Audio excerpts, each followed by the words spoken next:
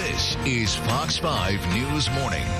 Republicans won 2 more years of control over the House. However, Democrats did manage to chip away at the GOP's current 247-seat majority. Let's take a look right now at the numbers. Democrats holding on to 191 seats in the House. Republicans holding 235 seats. That's well above the 218 seats that were needed to take control of the House. Right now, still 9 seats that have not yet been decided.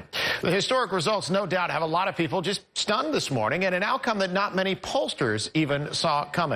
So we thought, let's talk to a pollster. Joining us now for a closer look, Cliff Young, President of Public Affairs for Ipsos U.S., international firm specializing in market research and polling. And Cliff, just ribbing you a little bit because we were standing here yesterday and we were talking about this, and you were not alone. Almost every pollster had Hillary Clinton winning. What changed? Almost everything. Yeah, it is a shocking night. Obviously, we didn't sleep. Need to reflect on it. But we think the following happened.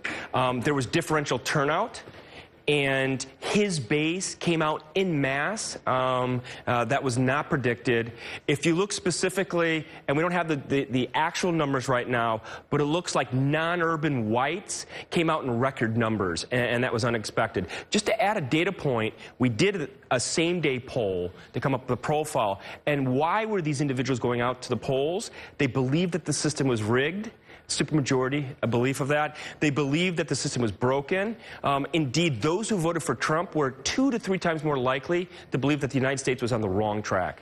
How does it compare to what we saw in the last election in 2012, as far as some of these groups? As you mentioned, we hear a lot about this non-college educated white vote that came out. We heard about the Hispanic vote, which was actually higher for Donald Trump than it was for Mitt Romney. What do we see that compares this to 2012 versus 2016?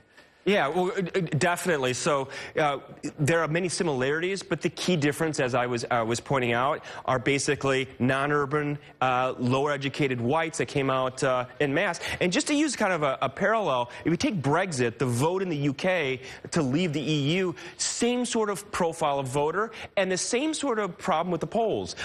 Underestimating this group, overestimated the educated and the younger, and the same thing happened in the U.S. Yeah, and you brought that caveat on board yesterday when we were talking, because you said that your polls, just like almost every poll in the entire country, that showed a Hillary ahead and that likely that she would win.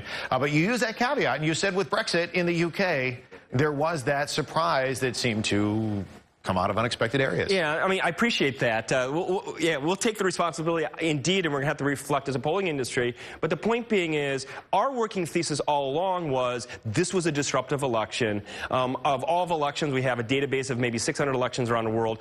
15% are disruptive, and sometimes pass is not prologue.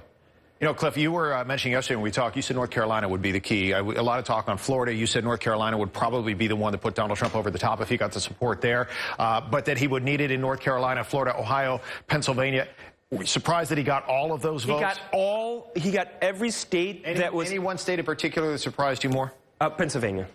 And indeed, you know, we didn't, I thought it was a possibility, as we talked yesterday, that North Carolina, Florida, and Ohio could go Republican, could go Trump. Pennsylvania, to me, is, if not shocking, very, very surprising. And I think it goes to the sort of the mid part of Pennsylvania, which is, you know, the Rust Belt, working class individuals that are really feeling the pain of trying economic times. Looks like, I mean, that was a trend across the country outside of the urban areas. Definitely. Very red across the country. Yeah, and he outperformed Romney by far in more rural, non-urban places, and we don't have the exact numbers, but it looks like about 5 to 10%. So is there anything that pollsters like yourself can gain from this now? Do you switch things up for the next round of polling that you do? Is there anything that you can change, or was there just simply that unknown factor that just snuck up on everybody? Yeah, well, I mean, to be quite frank, we did a lot of sensitivity analysis in terms of the turnout, and this profile of electorate was one of our scenarios, but a very sort of far outlier, one that we didn't expect to happen. I mean, I think what we're going to have to do is a huge reflection.